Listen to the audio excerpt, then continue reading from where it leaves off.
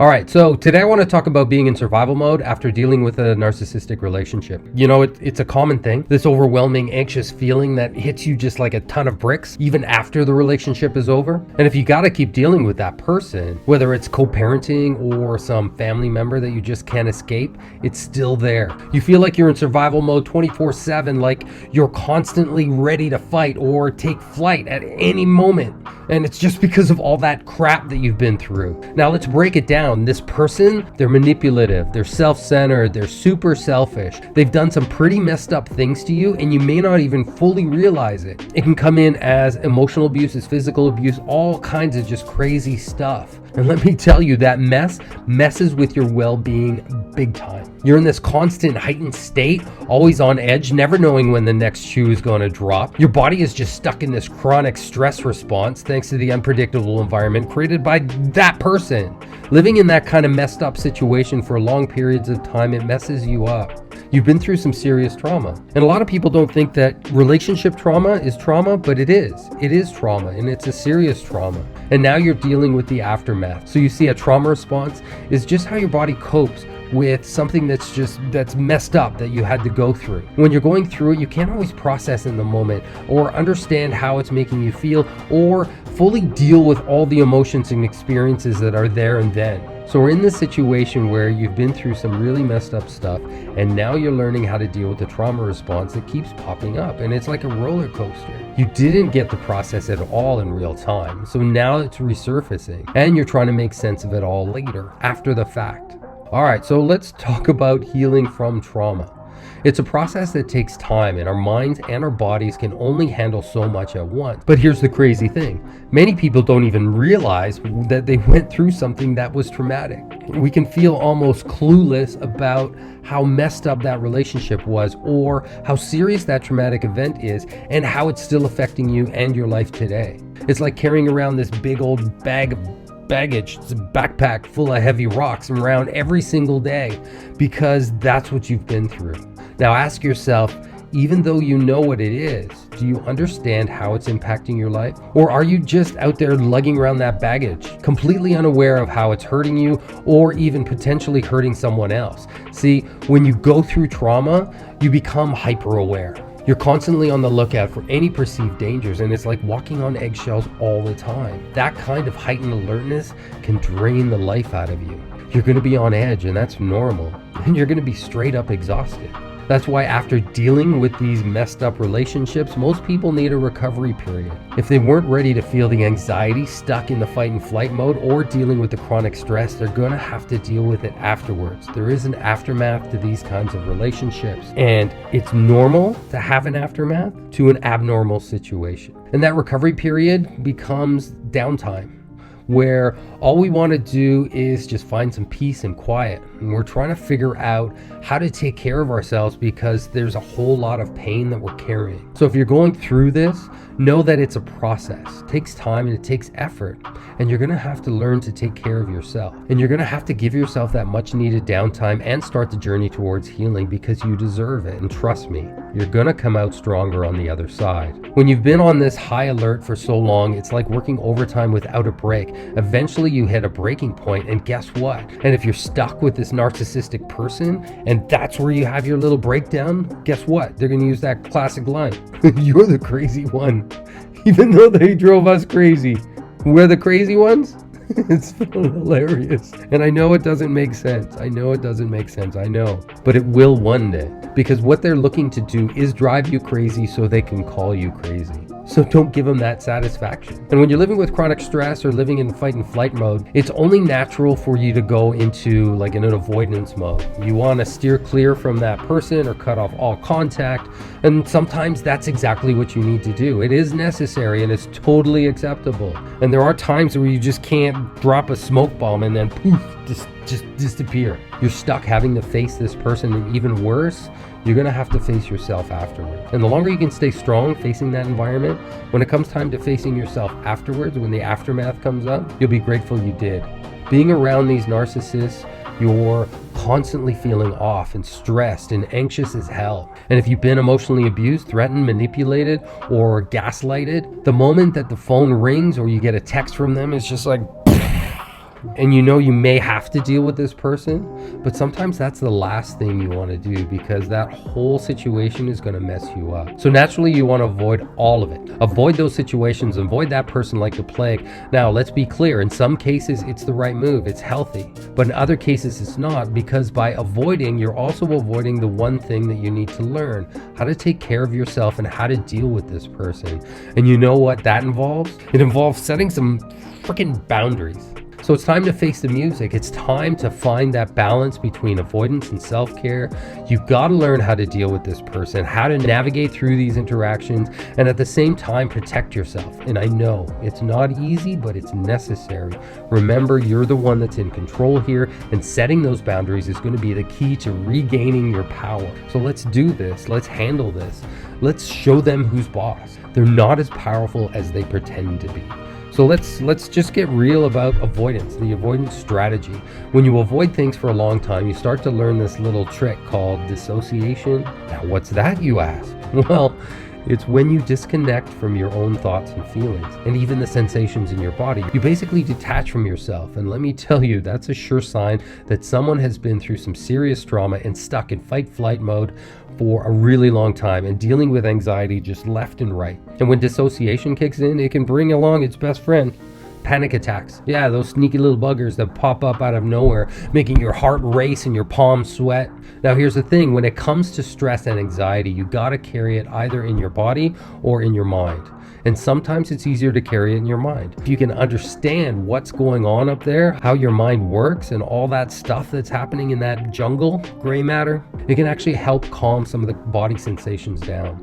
But if the anxiety decides to set up camp inside your body without you even realizing it, well, buckle up. When those body sensations start making an appearance and you're clueless about what's happening, and you're gonna react. So if we break it down, either the anxiety sets up shop in your mind first, and then body sensations come crashing in, and you react to both of them at the same time, keeping that cycle just spinning and spinning. Or anxiety takes place inside your body, and then your mind starts creating all of these stories about what your body is feeling, trying to make sense of it. And either way, it just feels like this toxic vortex that's just kind of living inside your body, and it feels like it's never ending. So what's the solution? It's time to bring the mind and the body together. Understand what's happening up top and be aware what's going on down below, and break the vicious cycle. And I know you can do it. So your body's fight and flight response, it kicks in when you're dealing with psychological fears. It's like a built-in defense mechanism that starts creating all sorts of scary stuff inside you. And you know your heart is racing and your chest pains, and all of these symptoms you're experiencing, they're all because of those deep-rooted fears just hiding somewhere inside your mind. Anxiety, it's a mind game. It's hiding back here in the back of your head, the lizard brain. And sometimes it's in the deep corners where you can't even access it. You're out there living, and then boom, it just kind of takes over your mind. Something from way back here pops up and out of nowhere and just throws you right into fight-flight mode. Now don't get me wrong, fight-flight mode, it's there for a reason. It's supposed to protect you from threats and from stuff that you think isn't going to mess you up. But let's be real. When you're constantly on edge, worrying all the time, and feeling nervous about every little thing, it's time to take control. When you feel that worry and fear is creeping in, you gotta stop and ask yourself, what story was I telling myself? Even if your body starts going into this stress mode, you gotta understand what's happening at this very moment in the present. That's when you need to bust out like just really good tools. Anything that you have that can ground yourself to keep you centered. And don't let your body go haywire, or let your mind just go down crazy rabbit hole after rabbit holes. And those fears we have, they're not always threatening as they seem. So yeah, maybe you had a toxic or unhealthy relationship in the past. Yeah, that's messed up, like no doubt. But guess what? You're not stuck in that mess right now, not in this moment. And if you are, then that person doesn't get to control you like that. It's time to start trusting yourself, building a solid relationship with yourself so that when you tell yourself something, you actually believe it. Stop giving others so much control over you. That's when you can start to relax and get out of this fight-flight mode. It's not going to be easy, and it's not going to happen overnight. There is no magic pill that erases everything and brings back the old you. No. You've been through some serious stuff, some traumatic experiences, and now you're stuck in this chronic stress mode of fight or flight. And it's normal after coming out of those crazy relationships. And sometimes it feels like the relationship wasn't the thing that messed you up the most. It was the aftermath after the relationship. Because in the moment we weren't able to process. And when the relationship ends, here's a bunch of wounds that we really need to heal now. And it could play itself out in co-parenting trauma, a family member of just nonsense, and the backlash from like friends and family and people that you thought were really close to you, that you depended on you, suddenly let you down. That kind of stuff too also tears you down even further, especially when breaking up with these toxic partners. So we have to put in the work, and the work can be daily sometimes. There isn't always going to be a shortcut or a quick fix, but I know you can do it. All right, let's talk about how to break free out of that fight-flight mode. First things first, you got to recognize that when you're in that state, you have to know what your triggers are. That's key. What is it that's triggering you? What is it that's stressing you out? What is it that's just building up inside and about to burst through your eyeballs? In that hyper-aware state where you're just hyper-alert, looking for danger under every little thing. So let's dive into what's happening into our mind. We have to validate the experience, not because it's logical, but because it's emotional. Those fears are feelings. Fear is a feeling, and it's rooted in the past, not in the present reality. So let's acknowledge that. Let's say, hey, it's okay. I know I'm feeling overwhelmed. It's understandable. It's completely understandable given what I've been through. And then the part of parenting yourself comes into play. Having these honest conversations with yourself about what you're going through. And here's the important part. Don't judge it. Don't attach to it. Don't feed it. And because feeding it or attaching from it or trying to bury it actually makes it worse. Self-compassion, that's the name of the game when you're on a healing journey. You're working on healing your nervous system, and it's a part of you that's been through some serious abuse and some serious threats, and a whole lot of stuff is just kind of all piled in there. So we have to create a safe space for ourselves, a humane space where we can say, listen, it's normal for me to feel this way, and I'm not going to feel like this forever. No emotion will stay forever. I know that. I know that's true. This is just part of my healing process, and this is a healing period that I just have to go through. And when we start having more and more of those inner conversations with ourselves, showing ourselves grace and compassion, that's when we start to process our emotions. Like in that process, we're not breaking apart, we're actually breaking open to feel everything that needs to come up. The worry, the fear, the insecurity, it's all going to come up. And for it to come up, it needs to come up in a space of non-judgment. And that's how healing is done. So remember to recognize those triggers and understand what's happening in that emotional mind of ours. And show ourselves some serious self-compassion. It's time to let it all out. And that freight train that knocked us out, well, it's going to turn into the healing train. And we're not getting off until we're cleared of all this baggage. So let's start talking about self-care. It's like that secret sauce to help you get back on track and feeling grounded. And sometimes we judge ourselves on what self-care looks like. We just have to stop that. It's nonsense. You do you. For me, there was times where I had to meditate in the morning, lunch, and afternoon, and hit the gym twice a day just to keep my head clear. I don't have to do that anymore, but it was me finding my superpower to ground myself and to find my center. And at first, it took a lot of work. But just like going to the gym and lifting weights, eventually your muscles get bigger and your emotional muscles also get bigger.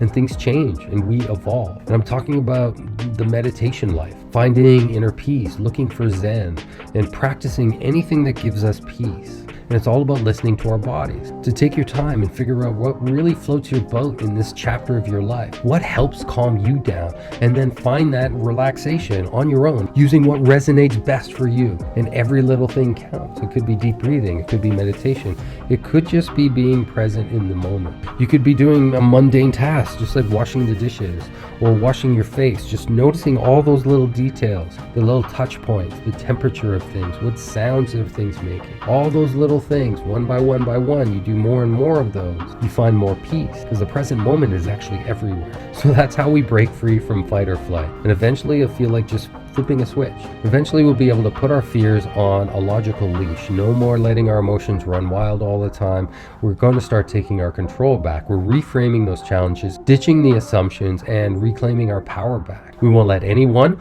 or anything hold power over us anymore. So become self-aware, catch yourself mid-conversation, and start challenging those thoughts. It's time to flip the script and just take charge.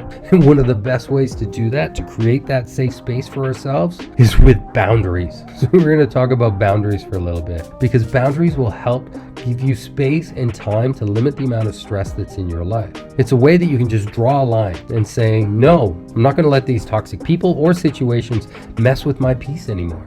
My peace is what I'm fighting for now.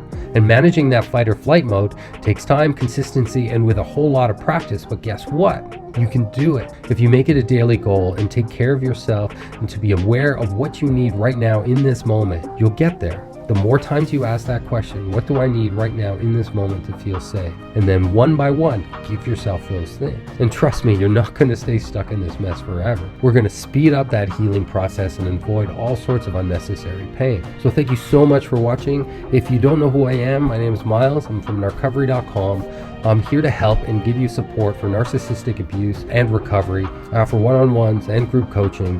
You can book an appointment to see me at Narcissistic.com, and there's support in place and systems in place to help you in every single way. And don't forget to give me a thumbs up, like, share, follow my feed, and subscribe below. So let's keep growing together, let's keep healing together, and let's take control of our lives back. All right, thank you so much.